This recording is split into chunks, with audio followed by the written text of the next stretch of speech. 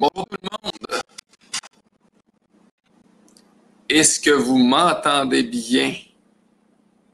On fait quelques tests ce matin. OK, Marie-Ève, oui. Marie-France, oui. Excellent, ça commence bien. Nathalie, oui. Manon, oui.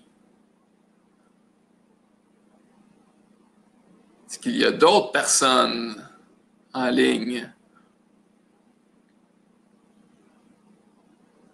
Est-ce que vous me voyez bien aussi? On va faire les deux, là, donc le côté visuel et le côté auditif. Bon matin, Carl. Bon matin à tous et à toutes. Donc, ça semble assez bien fonctionner. Bien content de ça. Désolé pour le léger retard dans ce début de webinaire. C'est mon premier webinaire. Donc, j'avais quelques difficultés techniques ce matin, mais je suis bien content parce que tout semble bien fonctionner pour le moment. Alors, j'en suis bien heureux. Alors, bon début de 6e semaine de confinement. Je pense que c'est ça. Hein? On est rendu à la 6e semaine déjà. C'est notre 3e semaine où on offre des webinaires de promotion de la santé. Et puis, c'est moi qui a le plaisir ce matin de débuter ce premier webinaire. Alors, bon, il y a quelques personnes là en ligne ce matin que je connais très bien, évidemment. Ce sont certains et certaines de mes collègues, d'autres personnes que je connais un peu moins. Ça me fait bien plaisir d'être avec vous ce matin. Alors, comme je le disais, oui, c'est mon premier webinaire. Donc, en espérant que tout se déroule bien ce matin pour moi ainsi que pour vous. Alors, moi, je vais me présenter pour ceux et celles qui me connaissent un peu moins. Maxime Brouillard, je travaille comme spécialiste en promotion de la santé pour les PSP de la région Montréal, principalement à la garnison Saint-Jean. Je suis kinésiologue de formation. Je travaille avec les PSP depuis 2006, donc ça fait déjà 14 ans que je travaille pour l'organisation des programmes de soutien du personnel.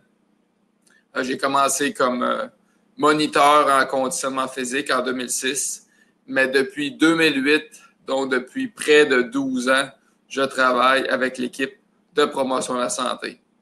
Et ce matin, ce que je vais faire avec vous, c'est de vous présenter une présentation en fait sur les diètes populaires, les fameux régimes miracles. On va s'attarder à certains mythes et réalités. Hein? Des fois, il y a des fausses croyances par rapport à ces diètes-là, ces régimes-là. Donc, on va s'attarder à ça ce matin.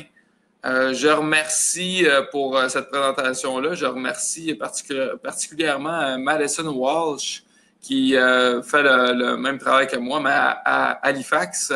Donc, il a accepté de me partager sa présentation qu'elle a faite la semaine dernière en anglais. Donc, je m'en suis inspiré pour la présentation que je donne ce matin.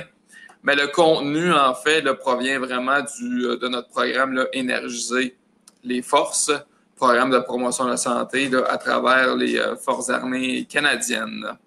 Donc, sans plus tarder, on va juste débuter avec une première diapositive. Et puis, pour le besoin de la cause, je vais fermer ma caméra pour qu'on voit mieux. Et puis, bon, vous voyez, effectivement, il y a le chat là, que vous pouvez utiliser si jamais vous avez des questions ou vous voulez répondre à mes questions là, durant la présentation. Donc, avant de commencer, quelques messages d'intérêt public à mentionner. Donc, la présentation que vous allez voir est la propriété intellectuelle du ministère de la Défense nationale. Toute reproduction ou retransmission des diapositives contenues dans cette présentation est strictement interdite. Certains des sujets abordés dans ce séminaire en ligne peuvent être de nature sensible et ne sont pas nécessairement appropriés pour les enfants. Nous vous demandons votre discrétion en tant que parent. Alors, si vous avez des enfants à la maison, veuillez comprendre que les histoires des gens sont les leurs et que tout ce qui est partagé par les participants à ce séminaire en ligne, que ce soit devant la caméra ou dans le forum de discussion, dans le chat, ne doit pas être discuté en dehors du séminaire. Donc, ce qui se passe dans le séminaire ce matin demeure dans le séminaire. Mais sachez également que le séminaire en ligne est enregistré et pourra être visionné ultérieurement sur le site connexionfac.ca. Alors, bien que votre participation active soit encouragée, vous pouvez simplement suivre sans utiliser le forum de discussion, sans répondre aux questions, sans utiliser les fonctions de vidéo, de microphone ou quoi que ce soit. Donc, libre à vous d'avoir une participation active ou de juste suivre le webinaire. Et puis, vous avez également le droit de manger, de déjeuner dans la salle de classe si vous le désirez. Vous pouvez vous prendre un petit café. Vous pouvez être assis bien confortablement, soit dans votre fauteuil, dans votre chaise préférée. Vous pouvez être debout également. Vous pouvez vous lever à n'importe quel moment si vous voulez faire des pauses actives, si vous voulez vous étirer un peu. Ça peut faire du bien. Alors, libre à vous de faire comme bon vous semble. Bon matin, Étienne. Donc, il y a Étienne David qui vient de se joindre à nous également. Donc, bon matin à tous et bonne présentation. Alors, le plan de la présentation, on va s'attarder à certaines croyances courantes sur les diètes populaires et la perte de poids. Donc, quelques mythes et réalités qui vont être accompagnés d'explications supplémentaires. On va regarder également, c'est quoi les signaux d'alerte d'un régime miracle? Comment les voir, comment les définir, ces fameux régimes-là? Comment savoir si ce qu'on nous vante comme alimentation, s'il s'agit d'un régime miracle ou bien s'il s'agit vraiment de bons principes de saine alimentation. Finalement, en conclusion, là, on va s'attarder à certaines étapes là, pour vraiment avoir du succès, que ce soit au niveau de notre perte de poids ou que ce soit au niveau de notre alimentation générale. Et on va conclure avec quelques ressources. Les diètes populaires, avant de commencer avec les premières croyances, les premiers mythes et réalités, c'est quoi en fait une diète populaire? On les appelle aussi régime miracle. Hein? Donc, un régime miracle qui est populaire pour une courte période de temps.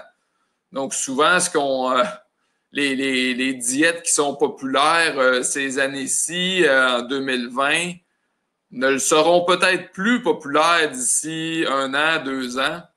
Même chose pour les régimes, les diètes dont on entendait parler il y a de cela 5, 10 ans, 15 ans, 20 ans. Ben, on n'en entend plus vraiment parler aujourd'hui. Alors ça, ouais, quand c'est très, très populaire là, pendant un certain moment donné, là, il y a fort à parier que dans un certain temps, on n'en entendra même plus parler. Une diète populaire aussi, ça promet généralement une perte de poids rapide et d'autres avantages pour la santé, que ce soit avoir une meilleure énergie, que ce soit avoir un plus beau teint, une meilleure peau, que ce soit d'avoir une meilleure santé mentale, quoi que ce soit. Souvent, il y a d'autres avantages pour la santé qui vont être promus là, avec les diètes miracles, les diètes populaires. Puis justement, au niveau de la perte de poids rapide, là, ça, on va le voir un peu plus tard, là, c'est souvent un piège hein, des diètes populaires parce qu'on nous promet une perte de poids rapide, mais souvent, ça fonctionne. Il y en a une perte de poids rapide avec ces régimes-là. Donc, on peut être porté à croire que bon, c'est efficace, que ça fonctionne et tout ça. On va revenir là-dessus un petit peu plus tard. Les diètes populaires nous promettent souvent une solution rapide. Hein, on les voit des fois dans les campagnes de publicité.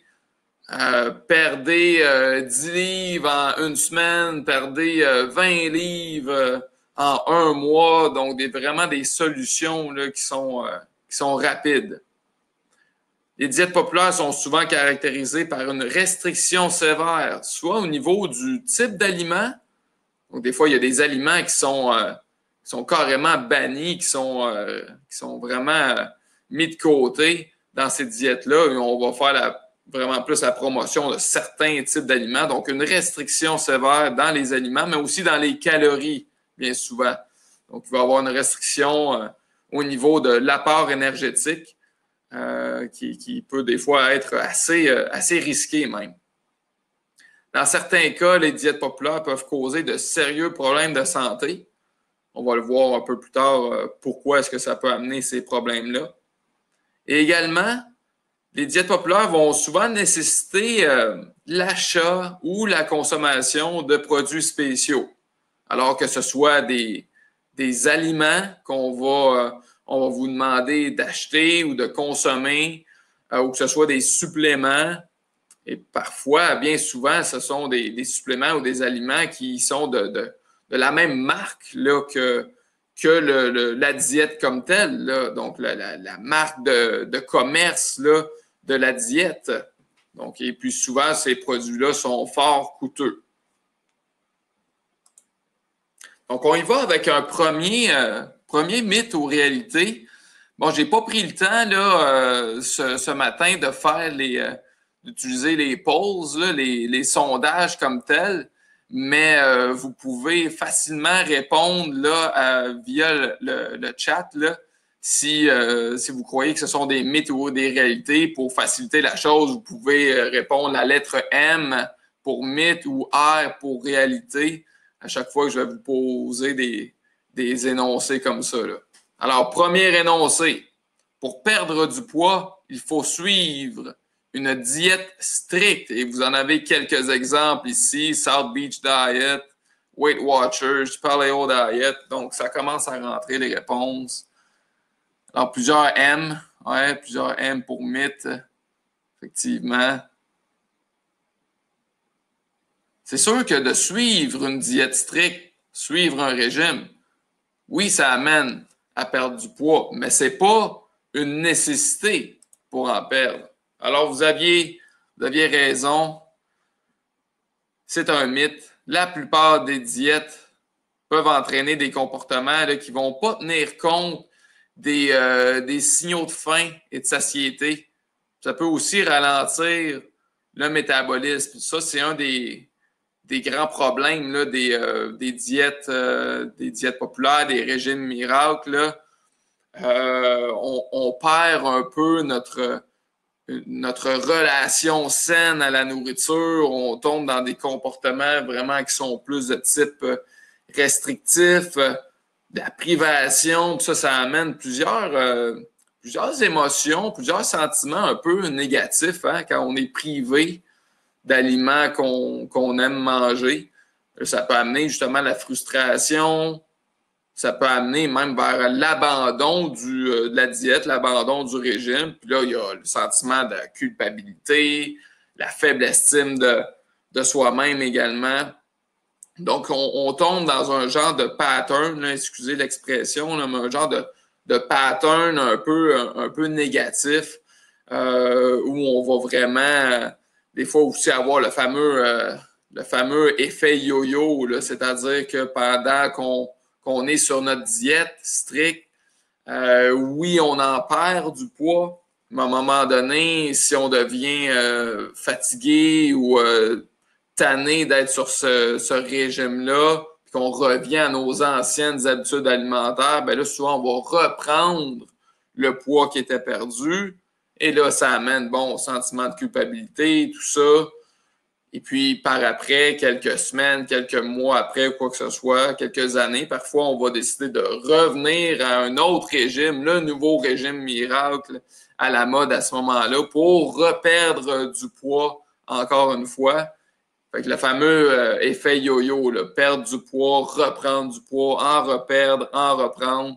Donc ça, c'est malsain au niveau de la relation qu'on développe à la nourriture, mais c'est malsain également au niveau du corps comme tel, là, parce que oui, ça peut avoir un impact au niveau du métabolisme. Le métabolisme de base va avoir tendance des fois à ralentir, ce qui fait qu'on devient moins efficace pour brûler les calories qu'on consomme.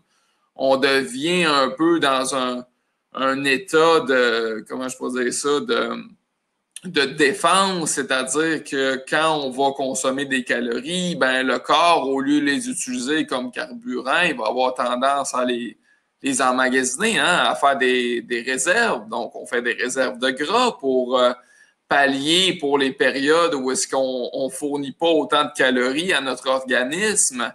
Donc, ça peut justement vraiment avoir un effet négatif sur le métabolisme et sur le poids aussi.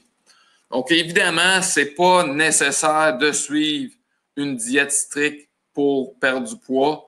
L'important, c'est vraiment d'avoir des bons comportements alimentaires de façon générale, là, et non pas seulement à l'occasion. Mais si notre alimentation quotidienne ressemble à ce que vous avez à l'écran là, la plupart du temps, ben généralement, là, on va être en mesure d'avoir une bonne gestion du poids. C'est probablement une image que vous avez déjà vue. Hein? Ça fait un peu plus d'un an là, qu'on l'utilise, cette image-là, qui provient là, du Guide alimentaire canadien, la dernière édition qui est sortie en 2019. Donc, ce qu'on nous dit maintenant avec le Guide alimentaire, c'est non seulement on nous dit quel type d'aliments on devrait privilégier, mais aussi en quelle proportion. Donc, on nous dit de manger principalement hein, des aliments d'origine végétale.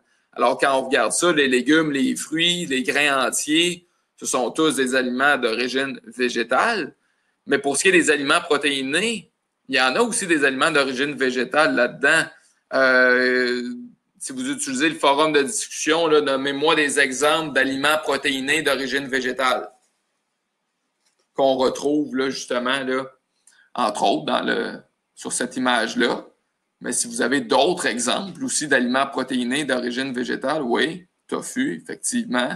Donc, les petits cubes là, qu'on voit là, sur tempeh. Autre chose, aliments protéinés d'origine végétale. Donc, tofu, tempeh, des produits faits à base de soya. Toutes les légumineuses, là, ouais, les lentilles, effectivement. Toutes les légumineuses, lentilles, les haricots rouges, les pois chiches, on les voit là, sur l'image qu'il y a là. Toutes les noix, les graines, donc graines de tournesol, graines de citrouille, amandes, noix de Grenoble, tout ça, ça fait partie des aliments protéinés d'origine végétale. OK?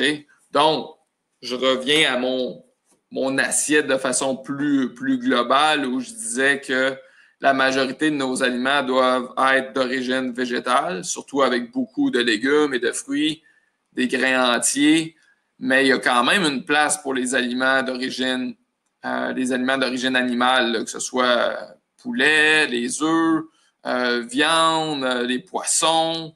On a également les produits laitiers. Là encore, là, les produits laitiers n'ont pas été éliminés du guide alimentaire canadien. C'est seulement qu'ils n'ont plus leur groupe alimentaire spécifique. Ils sont maintenant intégrés dans les aliments protéinés. Donc, que ce soit le lait, le yogourt, les fromages également. Maintenant, on inclut ça dans les aliments protéinés.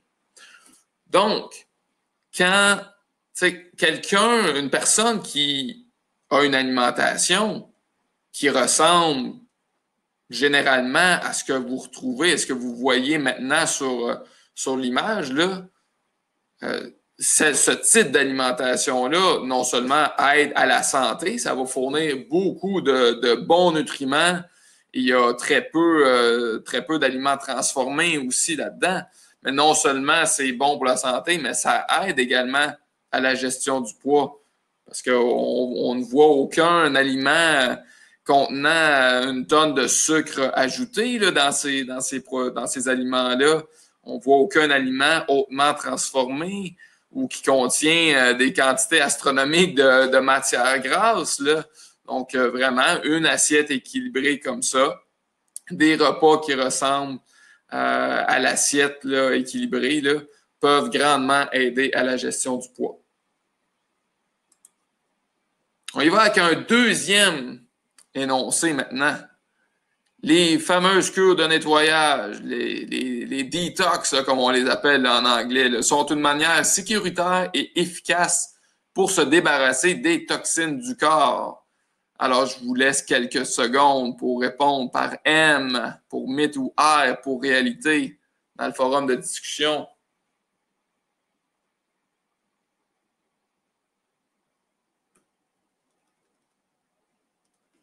On a un petit point d'interrogation aussi, hein? On n'est peut-être pas certain de l'efficacité de ces fameuses cures-là. On entend beaucoup parler aussi hein, de faire des fameuses detox en prenant souvent des suppléments ou des shakes ou des trucs comme ça, donc pour vraiment se débarrasser de toutes nos toxines dans notre corps. Alors, c'est un mythe, OK? Il n'y a aucune preuve scientifique qui démontre là, qu'une cure de nettoyage, là, qu'un detox là, peut préserver ou améliorer la santé de l'intestin, que ça peut prévenir le cancer du côlon ou permettre une perte de poids durable. Oui, ça va amener une perte de poids à court terme, bien évidemment, parce que souvent, ces cures-là, en plus, étant donné qu'on va manger très peu et que ce sont principalement des liquides qui sont consommés, bien là, c'est sûr que ça va amener un déficit énergétique. On va consommer beaucoup moins de calories pendant qu'on fait ces cures-là. Donc oui, il y a fort à parier qu'on va en perdre du poids, mais c'est peut-être aussi parce qu'on se déshydrate. Mais cette perte de poids-là, à court terme, elle n'est pas durable dans le temps. Mais encore là, ça c'est un piège de la diète parce que là, à court terme, oui, on en perd beaucoup du poids sur la balance, puis là, ça peut encourager la personne, ça renforce la personne dans sa décision d'avoir choisi de faire une détox, de se dire, hey, ben là, ça fonctionne, je perds du poids, ça va bien. Donc, ça renforce cette croyance-là. Mais c'est vraiment pas une perte de poids durable, bien évidemment. Ce qu'il faut comprendre aussi par rapport à ça, là, c'est la détox, là, le corps, il est capable de se la faire par lui-même. On est vraiment une machine très efficace. Et puis, on a les organes nécessaires, on a les fonctions nécessaires pour se détoxifier au quotidien. Notre corps, il est fait pour ça.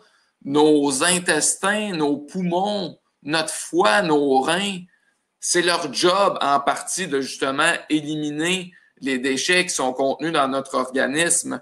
Fait que, tu sais, quand on nous vante les mérites là, de ces cures-là de nettoyage, là, ben, c'est comme si on oubliait en fait que le corps humain, il est fait pour se nettoyer au quotidien, pour se détoxifier au quotidien également. C'est sûr que si en plus on donne à notre corps les bons aliments, les bons nutriments, qu'on a des bonnes habitudes de vie, qu'on ne fume pas de tabac, qu'on consomme pas trop d'alcool et tout ça, ben là, c'est sûr qu'on donne encore plus d'outils au corps, on donne encore plus d'outils à nos organes pour permettre une bonne détoxification.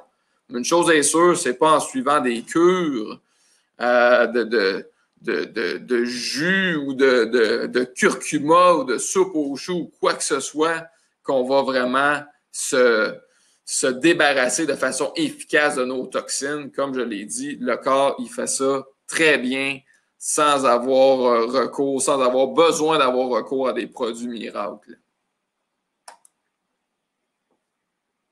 Alors justement, bon, pour compléter sur ces fameuses cures-là, non seulement c'est pas nécessaire, mais ça peut occasionner beaucoup d'effets secondaires désagréables, des crampes, des ballonnements, des nausées, des vomissements, déshydratation même, maux de tête, manque d'énergie.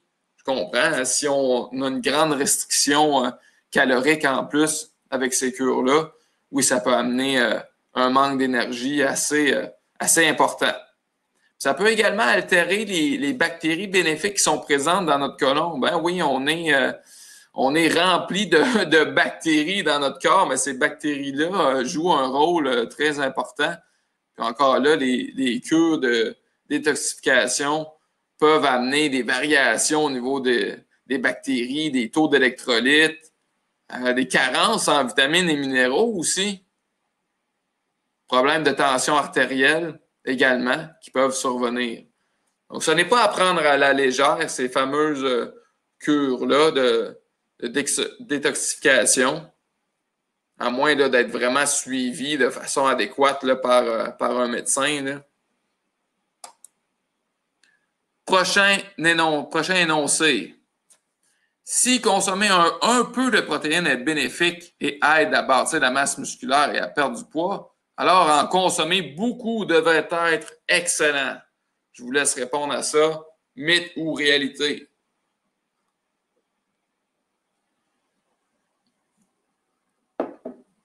Les mythes, hein, principalement, c'est pas mal la réponse qui ressort beaucoup. On vante beaucoup, ben oui, pas de shake, pas de bras. Ben oui, mon cave, effectivement, pas de shake, pas de bras, hein. Ah non, évidemment, oui, ça en prend des protéines pour être en santé, mais oui, pour bâtir la masse musculaire, pour réparer non seulement les muscles, mais tous les tissus du corps humain. Les protéines jouent un rôle à ce niveau-là. Les protéines jouent un rôle également au niveau du système immunitaire. Ils rentrent dans la formation d'une multitude d'hormones, d'enzymes, de neurotransmetteurs aussi. Donc, on a souvent tendance à associer les protéines seulement à la masse musculaire, mais les protéines jouent beaucoup plus de rôle que ça. Les protéines, en fait, là, ça fournit ce qu'on appelle des acides aminés. Les acides aminés vont se séparer et se recombiner ensemble dans le corps pour former une multitude de protéines différentes. Moi, j'utilise souvent l'analogie des lettres de l'alphabet. Hein, des lettres, on en a 26 dans notre alphabet, mais on peut les combiner ensemble de milliers, de millions de façons pour former des mots, pour former des phrases.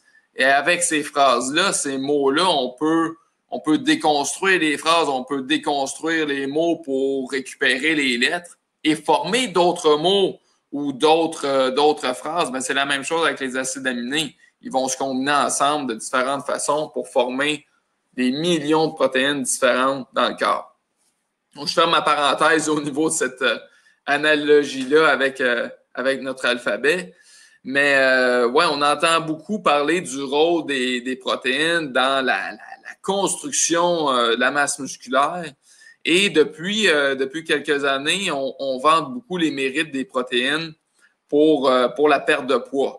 Fait que là, ce que ça a occasionné, je ne sais pas si vous avez remarqué ça au cours des dernières années, au niveau de la publicité pour les aliments, que ce soit à la télévision, que ce soit en épicerie, tout ça, il y a plusieurs produits qui sont enrichis en protéines. Plusieurs produits alimentaires où ça va être indiqué sur l'emballage, source de protéines, enrichi en protéines, bonne source de protéines et tout ça. Comme si on avait un besoin immense de protéines dans notre alimentation. Là, je veux bien être clair là-dessus. Oui, les protéines sont importantes, mais on n'en a pas besoin d'une quantité astronomique. Notre alimentation quotidienne, l'alimentation générale qu'on a au Canada, fournit généralement amplement de protéines et même parfois en fournit trop de protéines. Donc, vous aviez raison de dire que c'était un mythe. Là, vous voyez, il y a quelques chiffres ici. Là. Les études démontrent qu'un adulte en santé a besoin de 0,8 g de protéines par kilogramme de poids corporel par jour. Ça veut dire qu'un individu de, je ne sais pas moi, 80 kilos, tiens, okay, un adulte là, en santé de 80 kilos aurait besoin d'un minimum de 64 grammes de protéines par jour.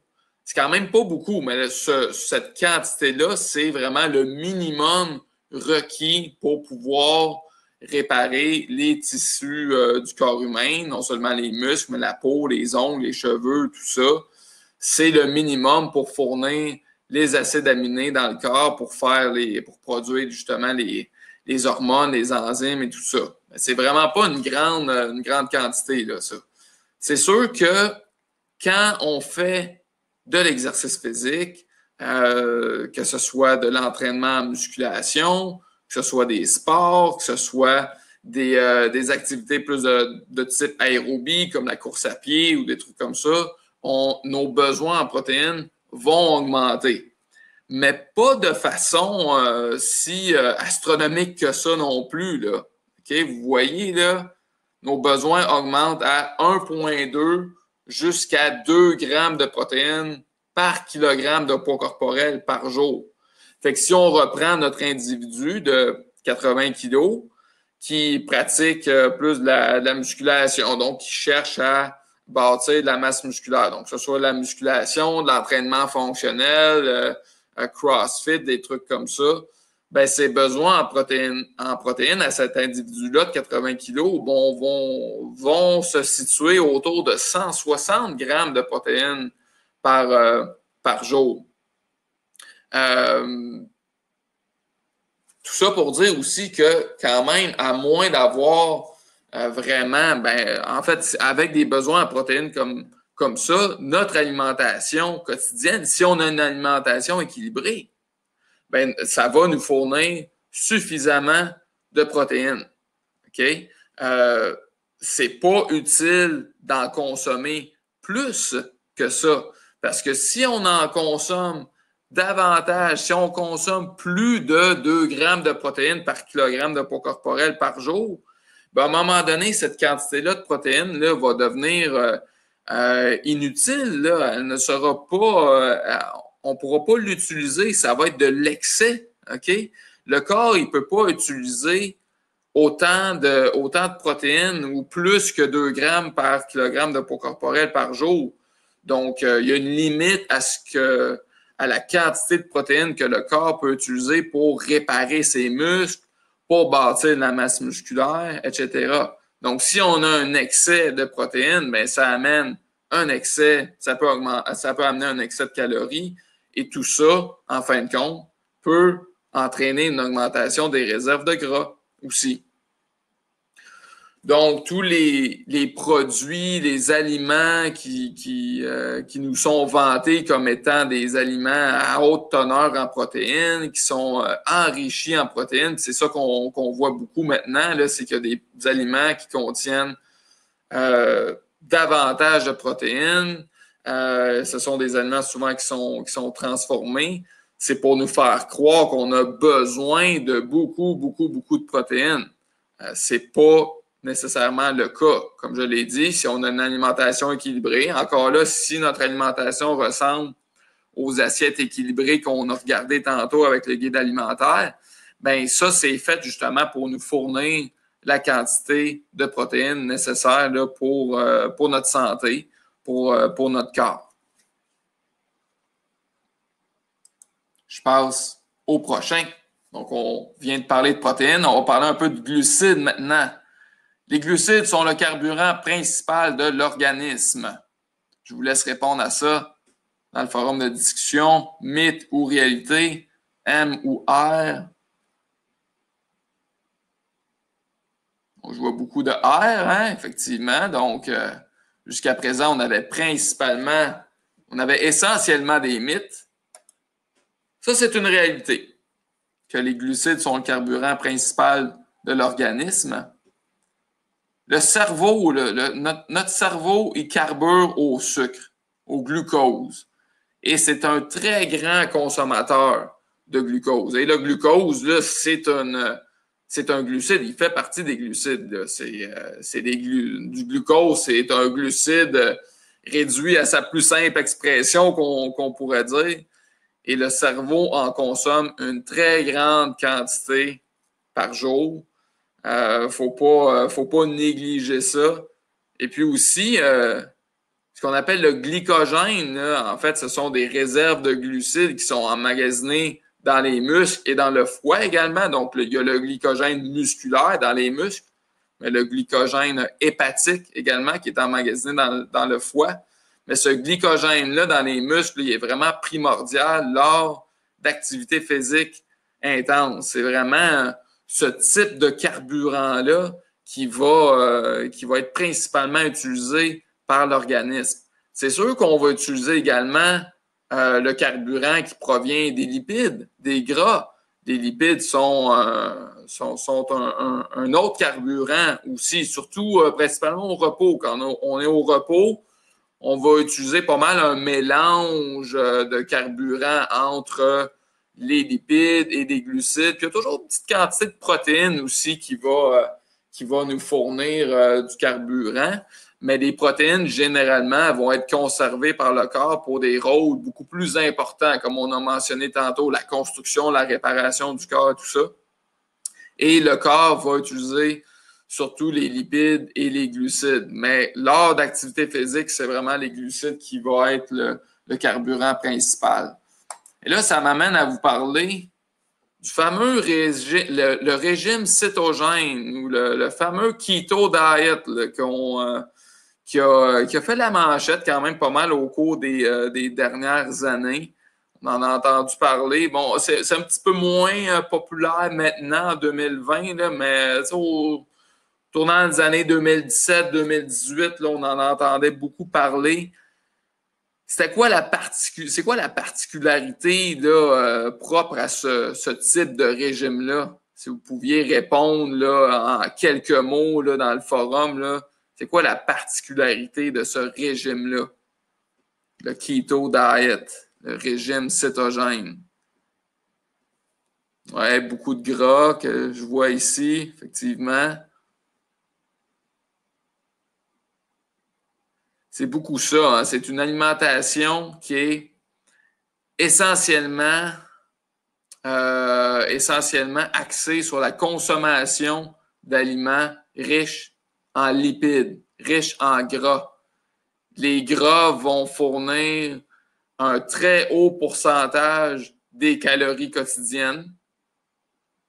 On va avoir une certaine, quand même un apport en protéines aussi, donc on va avoir un certain pourcentage de nos calories qui vont provenir des protéines, mais très peu de calories qui vont provenir des glucides. Je vois ça dans le forum, là, manger le moins de sucre possible, peu de glucides.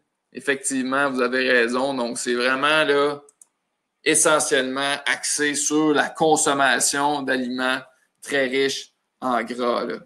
Donc, on le voit avec le dernier point ici, là, avec le régime cétogène, généralement accepté, ce sont 75% des calories qui proviennent des gras, 25% des calories qui proviennent des protéines et seulement 5% qui proviennent des glucides. Donc, ça, c'est un peu contraire hein, à qu'est-ce qu'on privilégie avec le guide alimentaire canadien. Donc, le régime cétogène pour en venir à des répartitions caloriques de la sorte, bien, effectivement, on va devoir manger des aliments qui sont très gras. Il va y avoir de la viande aussi, quelques légumes, mais très peu. Okay? Aucun féculent, aucun fruit n'est permis, aucun sucre non plus. Donc, ça va être beaucoup de matières grasses, hein, les avocats, les noix, les œufs, les poissons gras, tout ça. Mais beaucoup d'huile. C'est pas rare aussi que les gens qui sont adeptes de ce régime-là vont manger beaucoup de beurre, beaucoup de bacon, de viande très grasse également pour avoir une grande répartition de leurs calories qui provient là, des lipides. Ce que ça amène, ce régime-là, ça induit ce qu'on appelle là, l'état de cétose, ce qui pourrait aider à la perte de poids et au contrôle de l'appétit. Mais ce qu'il faut comprendre, là, c'est que ce régime-là, à la base, là, à l'origine, il n'a pas été fait pour la perte de poids. Il a été conçu principalement pour aider les gens, les enfants aussi qui souffraient d'épilepsie entre autres. Donc, le but ou l'objectif du régime cétogène, ce n'était pas du tout la perte de poids comme tel. C'était plus pour aider à des problèmes de santé comme tel. Certains, je vais avancer ici. Bon, certains bénéfices là, ou des points positifs du régime cétogène, vous les avez ici à gauche. Là. Oui, ça encourage à consommer moins de produits transformés, mais encore là, il y a certaines personnes qui vont quand même consommer justement des charcuteries, des viandes qui sont quand même passablement transformées. Mais au niveau des points négatifs, là, les désavantages, là, un faible apport en glucides là, peut nuire à l'endurance et la performance. Surtout si on fait des sports où la demande en glucides est très grande, que ce soit les sports d'endurance, que ce soit les sports aussi, que ce soit soccer, hockey, des trucs comme ça, où le corps fonctionne beaucoup sur le glucide, ben, un régime cétogène pourrait nuire à l'endurance et à la performance. Beaucoup d'effets secondaires fréquents qui vont être mentionnés aussi par les gens qui suivent ce type de régime-là. Des maux de tête, la fatigue, nausées, récupération retardée, affaiblissement du système immunitaire. On pourrait même avoir peut-être des problèmes plus au niveau de la digestion, constipation, entre autres. Si on consomme très peu de légumes, on ne consomme pas de fruits, pas de légumineuses, pas de grains entiers, ben, il va falloir parier qu'on va avoir un déficit là, en fibres alimentaires. Donc, ça pourrait amener également là, des problèmes au niveau là, de la constipation.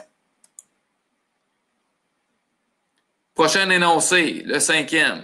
Des collations santé, même après le souper, peuvent faire partie d'une saine alimentation et n'auront pas nécessairement d'impact négatif sur la perte de poids. Je vous laisse répondre à ça dans le forum, mythe ou réalité.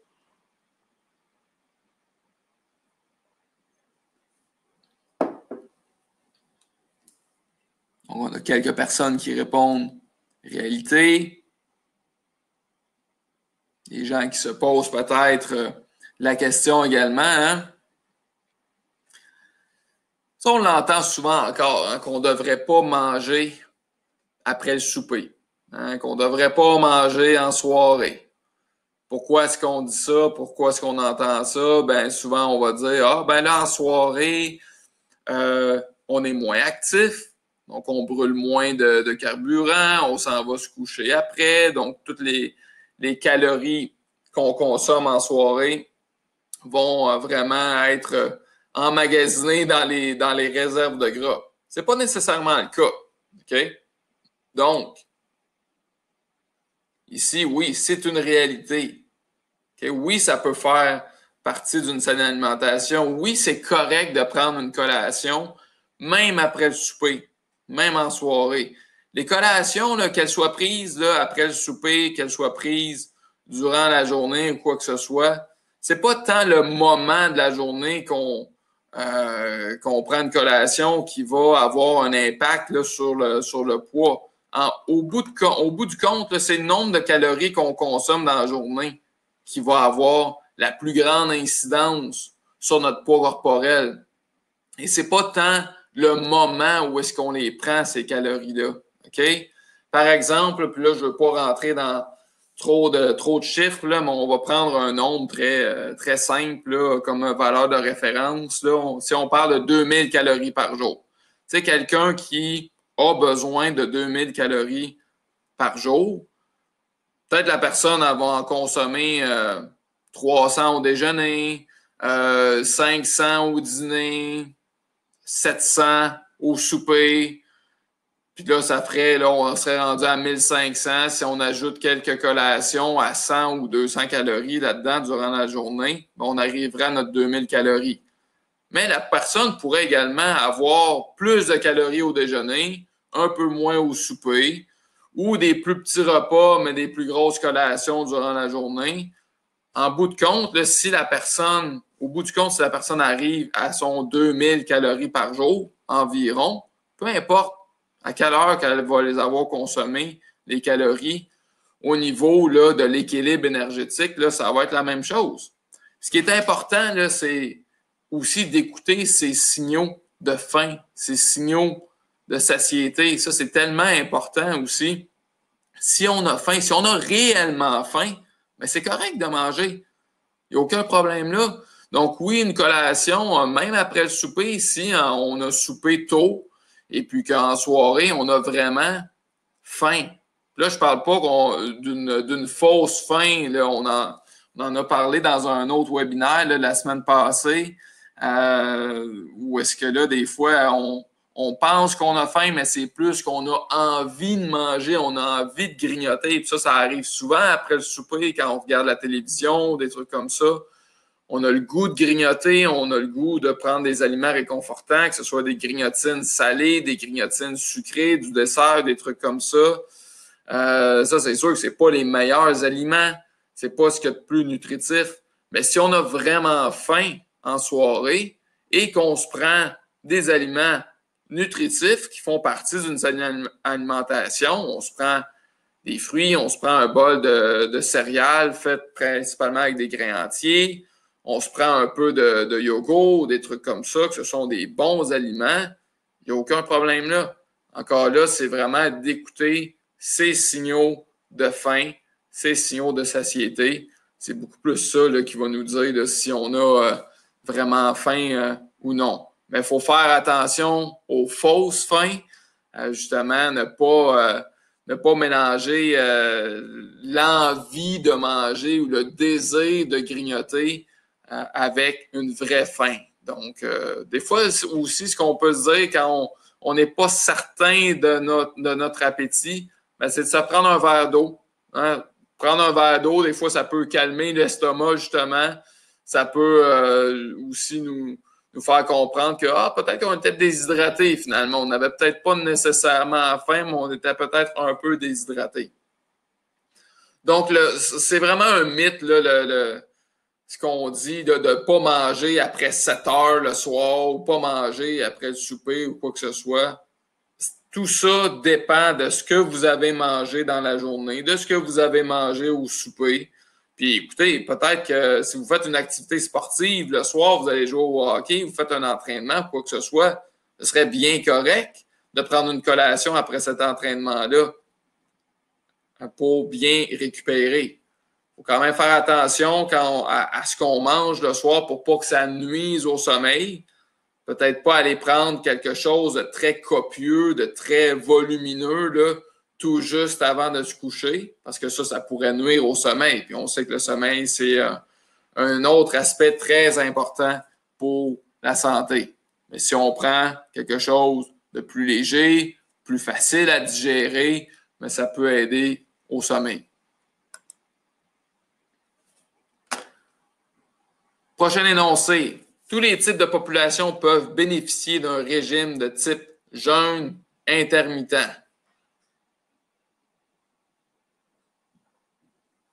Peut-être un petit peu, excusez l'expression, mais un peu tricky comme énoncé, celui-là. Là.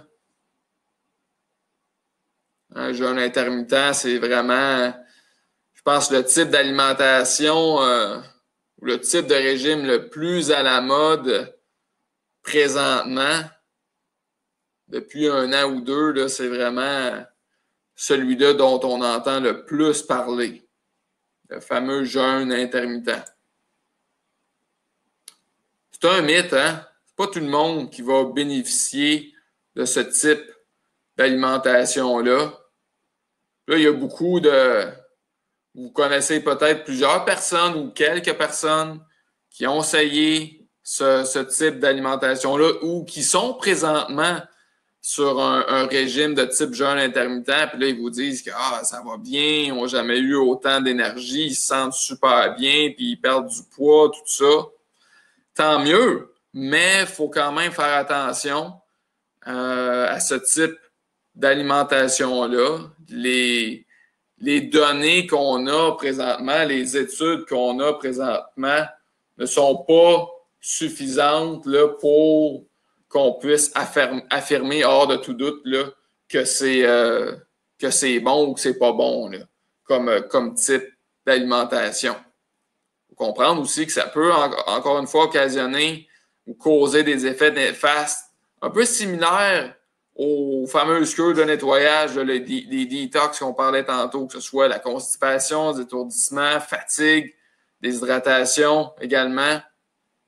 On dit ici que le personnel militaire ne devrait pas être en devoir en état de jeûne, puisque ça pourrait affecter négativement la capacité opérationnelle. Donc, vraiment, quand on est en entraînement ou quoi que ce soit, on a besoin de notre carburant. On a besoin de nos nutriments aussi. Alors, quand on se soumet à un jeûne intermittent, ça peut occasionner des carences au niveau de certains nutriments. Mais au-delà de ça, c'est que ça amène encore là une relation très particulière aux aliments, une relation particulière à la nutrition, aux aliments, au repas également. Ça peut devenir un peu asocial aussi comme comportement. Par exemple, si nous, notre type de jeûne intermittent que l'on suit, nous restreint de manger seulement de 13 heures jusqu'à 20 heures. Mais là, ça, on dit adieu au déjeuner, au petit déjeuner, qui des fois, pour certaines personnes, c'est un repas très important qu'on aime beaucoup. On dit adieu aussi à justement aller peut-être bruncher avec des amis ou des trucs comme ça. Si notre jeûne intermittent nous restreint de manger de 10 heures le matin à 17 heures en fin d'après-midi, ben là, encore là, qu'est-ce qu'on fait des soupers entre amis ou en famille passés à 17 heures, généralement, quand on soupe avec des amis ou en famille, quoi que ce soit, on soupe un peu plus tard. Donc, ça amène cette dimension-là qui peut être un peu asociale aussi. Donc, une dynamique un peu particulière où est-ce que, encore là, on développe une relation là, un peu qui peut être un peu malsaine là, face aux aliments. Encore là, c'est comme si on délaissait le plaisir. Hein? C'est plaisant de manger. La nourriture, c'est pas juste du carburant. Manger, c'est pas juste pour nous fournir des calories et des nutriments. Manger, c'est une activité qui doit être plaisante, qui fait partie des petits plaisirs de la vie, des plaisirs quotidiens. Alors là, si on se restreint à des jeûnes de ce type-là, par exemple, jeûner un jour sur deux, bien là, ça veut dire que il y a une journée sur deux qu'on ne mange pas, fait qu'on n'a pas ces petits plaisirs-là de consommer des bons aliments. Ce qu'on voit beaucoup là, comme type de jeûne, là, c'est justement le jeûne à temps restreint, là, aussi appelé jeûne 16-8, où la concentration de notre apport énergétique est dans un intervalle de temps précis, souvent sur une fenêtre de 7 ou 8 heures. Donc, sur une période de 7 à 8 heures dans la journée, c'est là qu'on va consommer l'ensemble de nos calories. Et les 16 autres heures, on ne consommera aucune calorie. Fait que soit on mange de 10 heures à 18 heures ou de 13 heures à 21 heures le soir. Donc là, si on arrête de manger à 21 heures le soir, on ne peut pas manger jusqu'à 13 heures le lendemain matin. Mais encore une fois, c'est ça peut être difficile. Si on ne déjeune pas, ça peut être difficile au niveau de la concentration dans la première moitié de la journée. Ça peut être difficile aussi au niveau de l'entraînement. Si on s'entraîne sur l'heure du midi puis qu'on est à jeun, la performance pourrait être affectée par ça. Encore là, c'est vraiment, il y en a des gens pour qui ça fonctionne, il y en a pour qui ça ne fonctionne pas. Une chose est sûre, il n'y a pas encore assez d'études là, cliniques là, de qualité pour démontrer l'efficacité de ce type d'alimentation-là. J'achève, il reste quelques minutes Donc, prochain énoncé, vous ne perdrez aucune masse musculaire si vous perdez du poids à l'aide d'un régime. Mythe ou réalité? À votre tour de répondre. M, effectivement. Un autre M ici. Effectivement, vous avez raison. C'est un mythe. Tu sais, quand on perd du poids, on perd à la fois du gras et des muscles. OK? Ça va ensemble. C'est très rare qu'on va perdre seulement du gras. Généralement, quand on perd du poids, on va également perdre une petite quantité de masse musculaire. OK?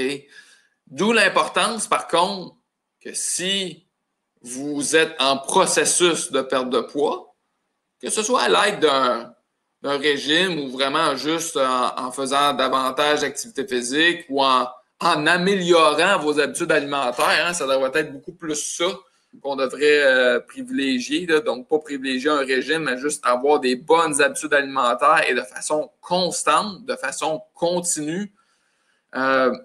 Si vous désirez perdre du poids, vous avez quand même besoin de maintenir un bon apport en protéines. On en a parlé un peu tantôt.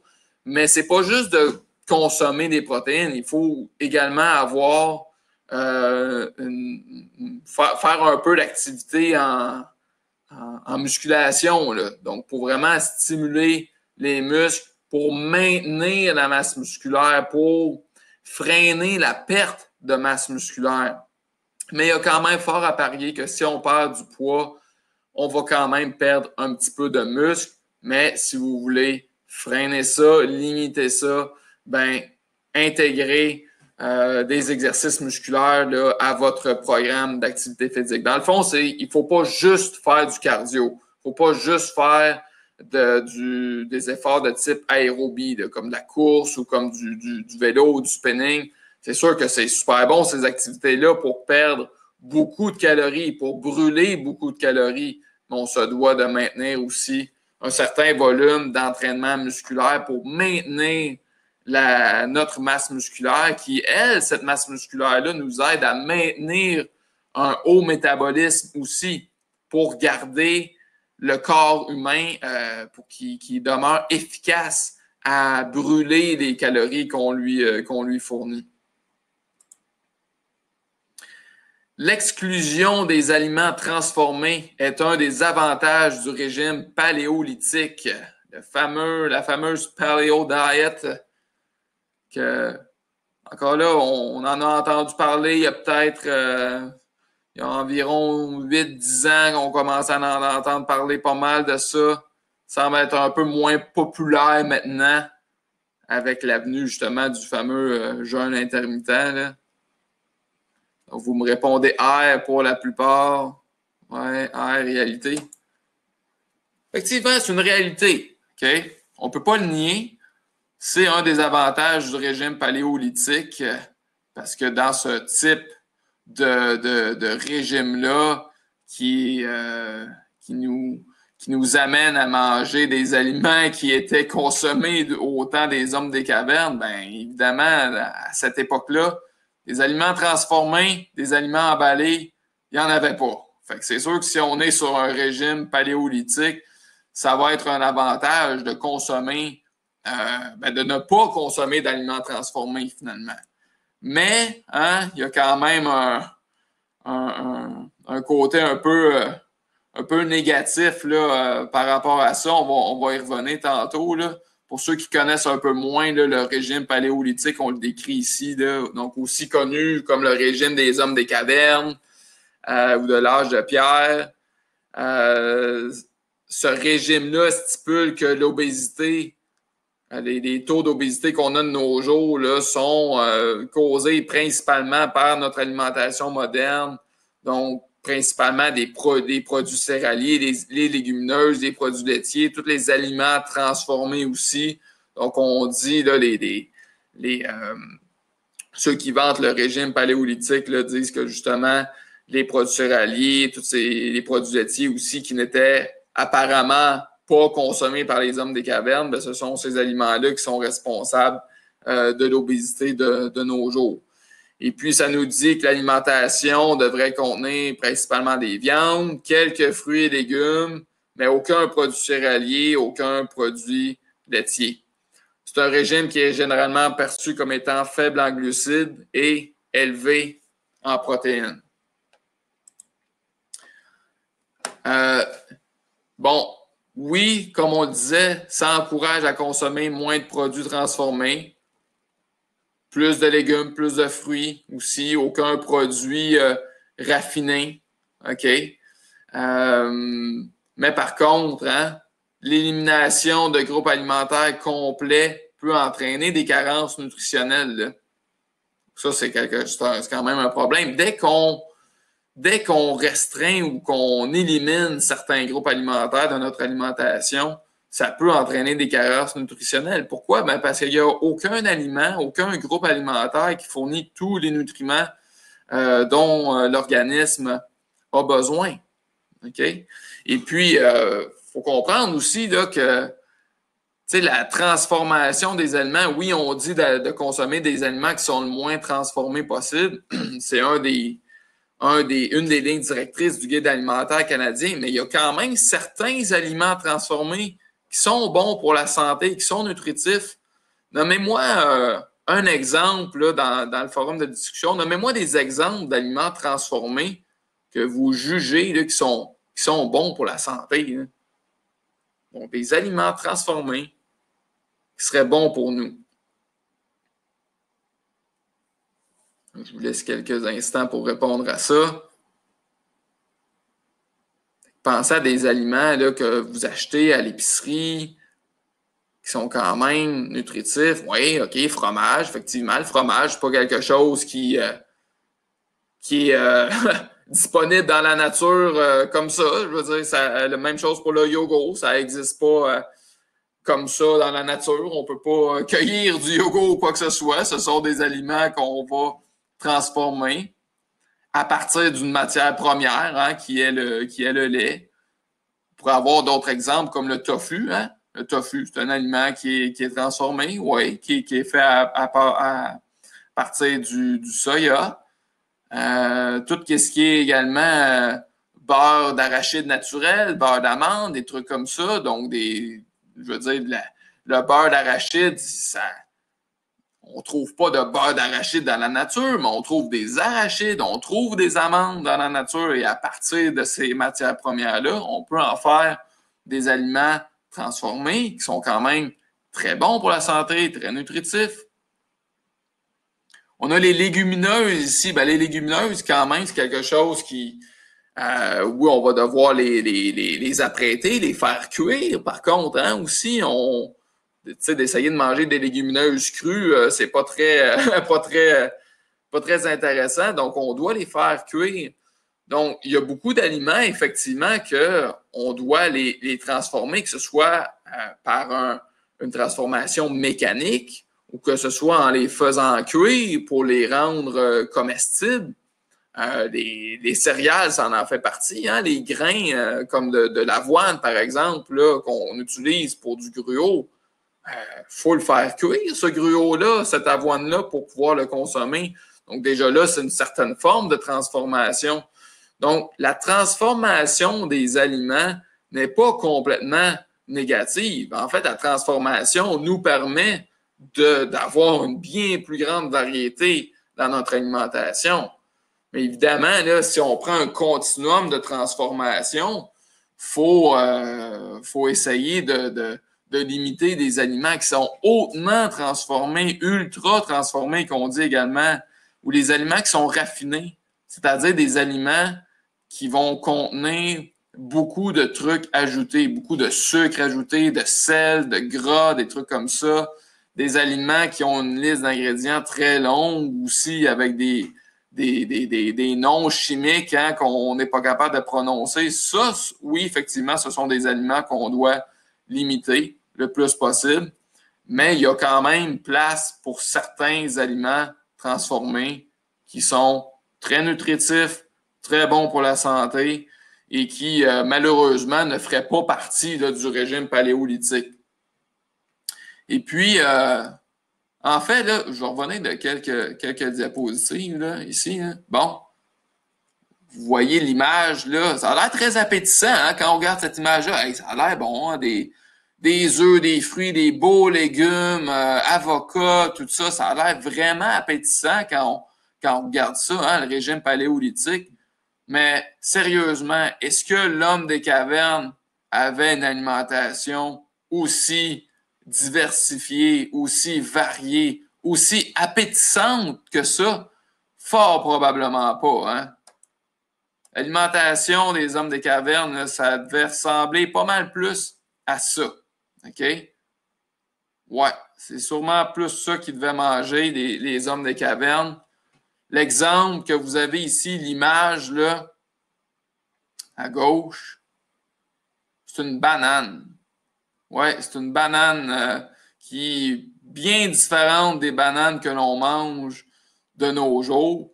Mais c'est probablement plus ce type de banane-là que les hommes des cavernes mangeaient. Donc, on voit qu'il y a beaucoup des genres de noyaux, de pépins, des graines ici, là, beaucoup moins appétissantes. Vous avez un autre exemple ici, dans le milieu, l'avocat. OK? Ça ressemble quand même un peu à ce qu'on mange comme avocat de nos jours, mais vous voyez que la chair, là, vert fluo quasiment, là, beaucoup moins grande, hein? Beaucoup moins de matière comestible dans ce type d'avocat-là que dans les avocats que l'on trouve de nos jours. Puis je vous pose la question, d'après vous, c'est quoi ça, ce genre de racine-là? Cette branche-là, d'après vous, c'est quoi? Si vous répondez dans le forum de discussion, là, avec quoi qu'est-ce que vous pensez que c'est? OK, carotte. Est-ce qu'on a d'autres réponses? Gingembre, oui, effectivement, ça peut ressembler à une racine de gingembre aussi. Mais c'est effectivement une carotte. C'est à ça que ressemblaient probablement les carottes du temps des hommes des cavernes. Donc, on est bien loin de notre image là, de tantôt avec les beaux morceaux de viande, les beaux morceaux de poisson, les œufs, tout ça. Le vrai régime paléolithique, là, ça devait ressembler pas mal plus à ça. Puis, il ne devait pas avoir une très grande abondance, ça non plus. Je veux dire, si on devait vraiment suivre la diète paléolithique, là, je pense pas qu'on aurait une grande variété, une grande abondance. Ouais, Carl nous mentionne qu'il nous manque le steak de mammouth là, dans nos exemples. Encore là, hein, je pense oui, la consommation de viande, c'était quand ils étaient chanceux, hein? Quand ils étaient chanceux d'avoir tué un animal, peu importe l'animal, là, mais on pense beaucoup, oui, au steak de mammouth, tout ça, là, mais ça ne devait pas être très, très fréquent non plus que l'homme des cavernes pouvait abattre un mammouth, là. La plupart du temps, il devait sûrement s'en remettre à des pousses, des racines, probablement à des insectes aussi, peut-être même des carcasses d'animaux. Puis, tu sais, aussi, là, pour les données qu'on a là, sur ce que vraiment mangeaient les hommes des cavernes, c'est assez limité. Et de dire que l'homme des cavernes ne consommait aucune céréale ou des trucs comme ça, encore là, c'est pas prouvé là, hors de tout doute là, que l'homme des cavernes ne mangeait aucun produit céréalier. Et pensez à l'espérance de vie aussi. Est-ce qu'on veut vraiment avoir la même espérance de vie que les hommes des cavernes? Non. On est en mesure d'avoir une bonne santé, d'avoir une bonne espérance de vie de nos jours, entre autres. Pas seulement à cause de ça, mais entre autres parce que on est en mesure d'avoir une bonne alimentation. Donc, quelques énoncés pour terminer. Je vois que j'ai déjà dépassé mon temps un petit peu, donc je ne prendrai pas beaucoup plus de votre temps. quelques signaux d'alerte d'un régime miracle, des fameux red flags qu'on devrait voir, là, qui devraient nous sonner une petite cloche, là.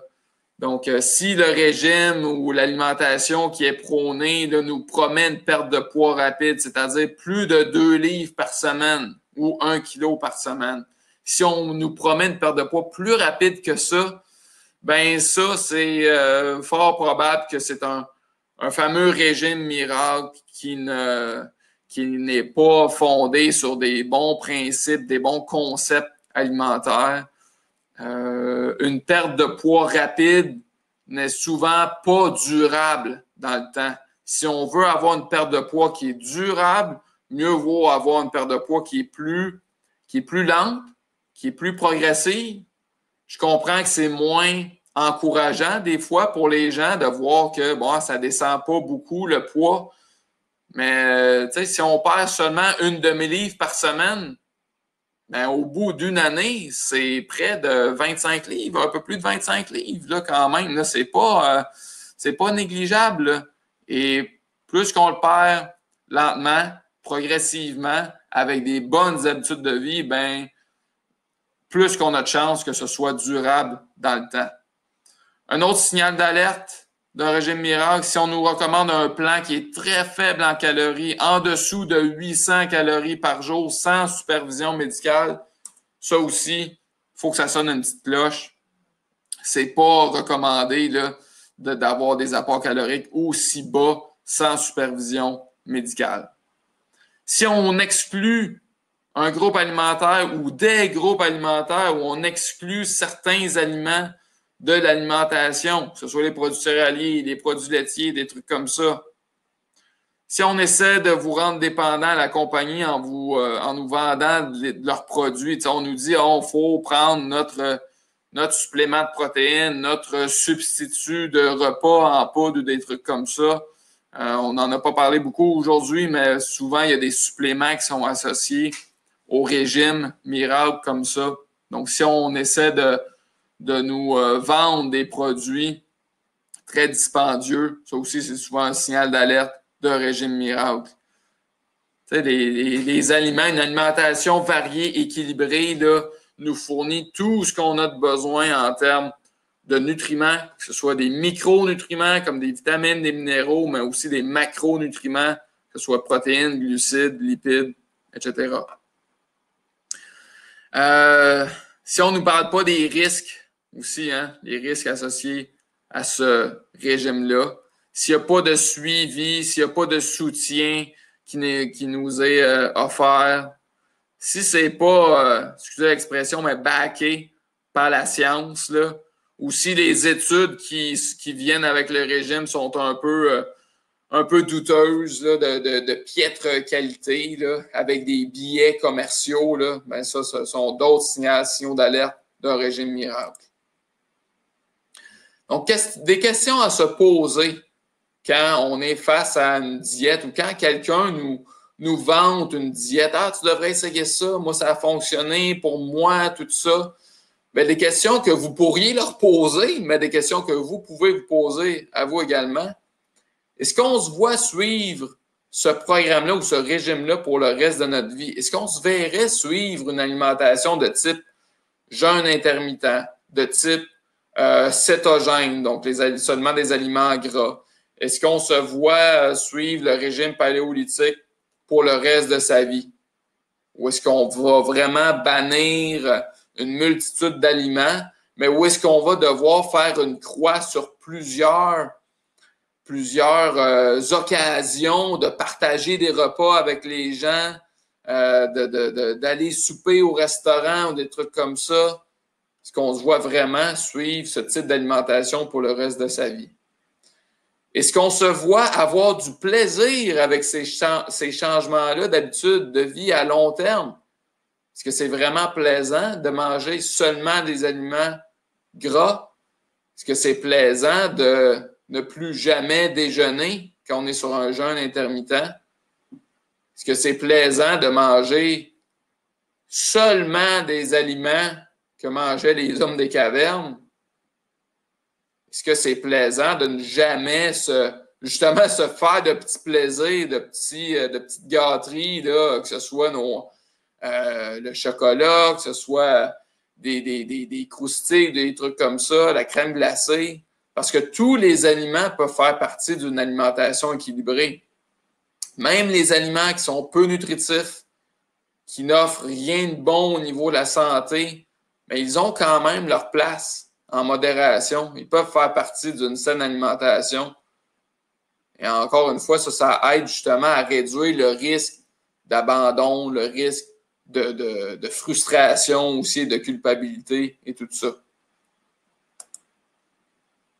La clé du succès, c'est d'avoir une alimentation équilibrée qui est, on dit riche en nutriments. Là.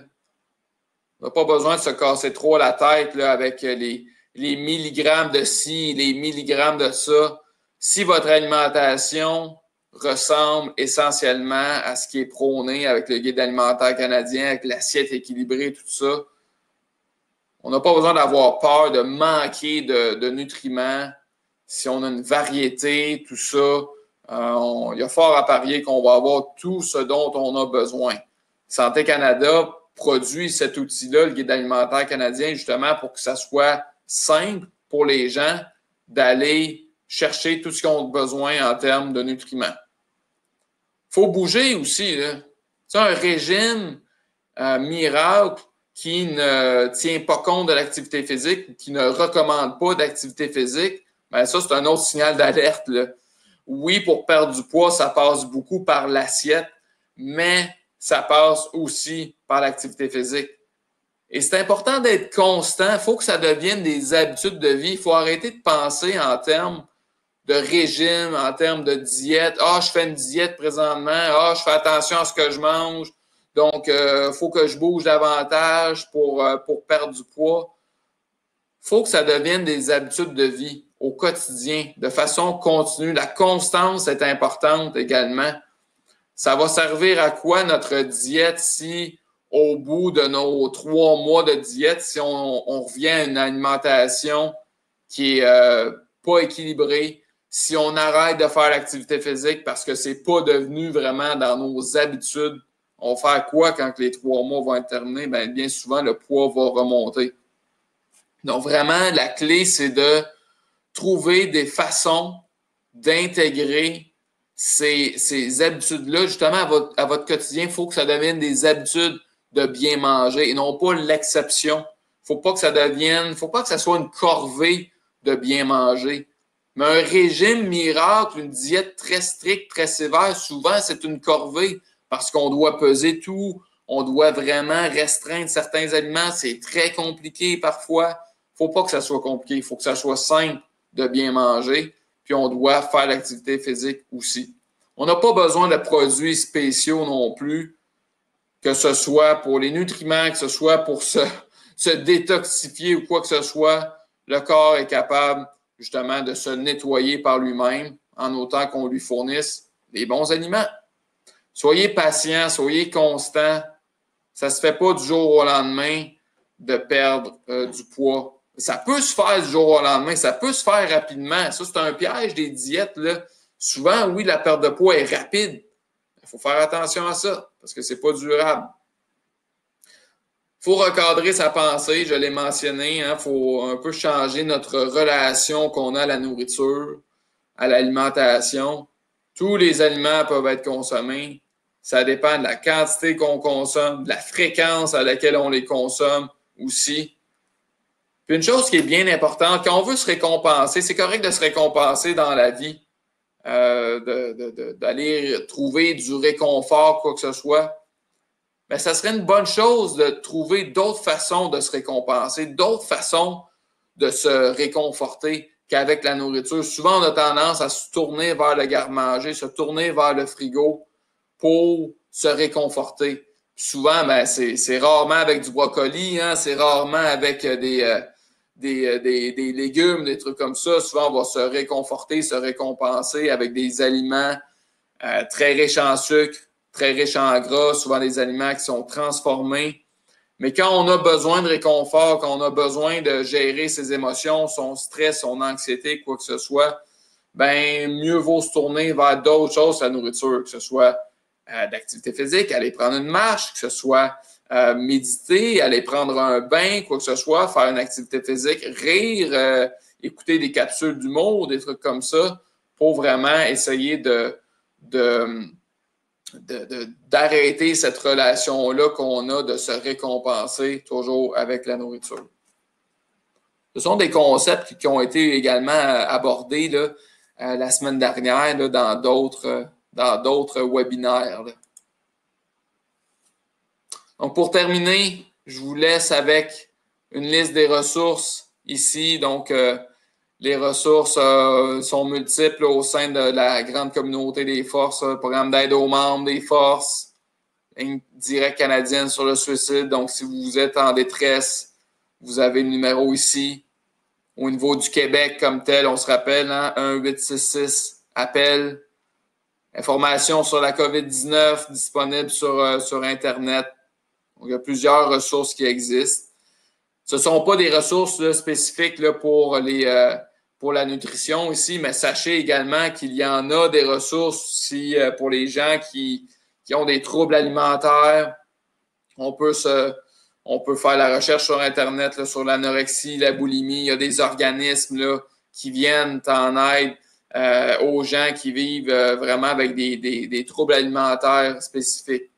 Et moi, je conclurai aussi en vous disant que ce que je vous ai présenté aujourd'hui, ça ne remplace en rien une consultation que vous pourriez avoir avec votre médecin ou avec votre nutritionniste également ou avec un psychologue aussi. Donc, ce sont vraiment des informations de base que je vous ai transmises aujourd'hui. On vous encourage fortement à intégrer ça dans votre quotidien. Mais si vous voyez quand même que vous avez de la difficulté à intégrer ça, ben vous pouvez également là, consulter des nutritionnistes, consulter votre médecin, ou même, comme je le disais, votre psychologue. Des fois, ça peut aider à mieux gérer son alimentation. Il y a également des nutritionnistes là, qui se spécialisent au niveau un peu plus psychologique aussi, la relation à la nourriture et tout ça. Donc, il y en a qui sont qui œuvrent davantage dans ce milieu-là. Donc, ça conclut pour moi. C'était ma première pratique de webinaire. Je vais devoir ajuster mes timings pour les prochaines fois. Je vois que j'ai débordé un peu. J'ai commencé un petit peu en retard également.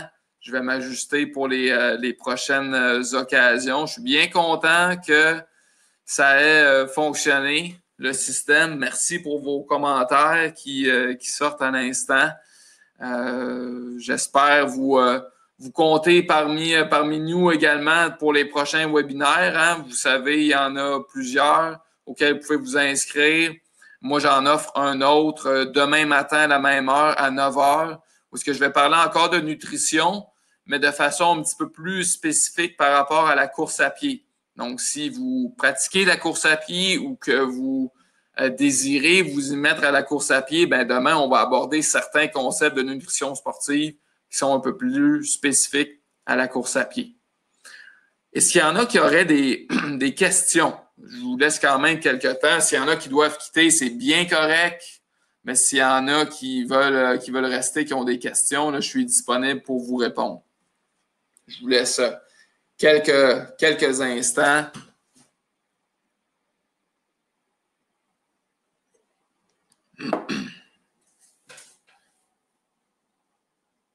Premier webinaire pour une personne ici, mais pas le dernier. Super intéressant, tant mieux. Je suis bien content d'entendre, ben, pas d'entendre, mais de lire ça.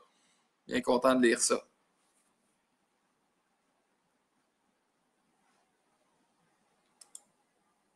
Je vais repartager ma caméra.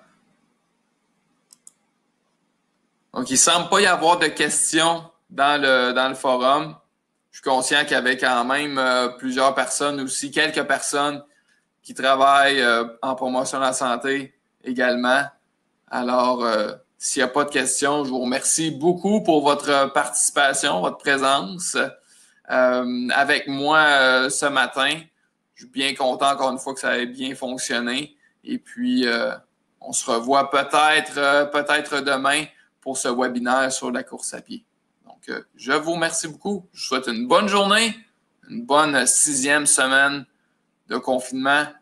Allez dehors, il semble faire beau, un peu froid peut-être, mais tant qu'il fait beau, c'est ça qui est important.